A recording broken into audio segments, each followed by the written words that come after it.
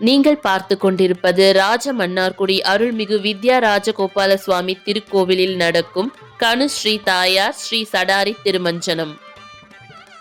பால், தயிர், மஞ்சள்,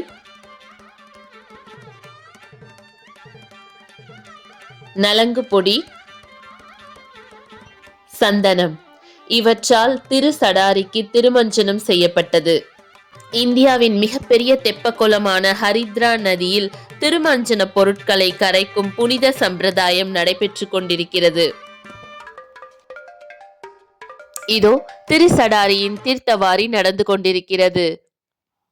புனித நீராட்டலுக்கு பிறகு கணு பிடித்தல் சம்பிரதாயத்திற்காக மஞ்சள் இலையில் மஞ்சள் கலந்த சாதத்தை உருண்டை பிடித்து உலக ஒற்றுமைக்காக பிரார்த்திப்பதே இச்சம்பிரதாயம். இப்பொழுது செண்பகவல்லி தாயார் சன்னதி திரும்பி திரு வித்யா ராஜகோபால சுவாமியோடு ராப்பத்து 6வது நாள் தரிசனத்தை கண்டு கொண்டிருக்கிறோம். இந்த கணு நாளில் நாம் அனைவரின் நல்லிணக்கத்திற்காக பிரார்த்திப்போம்.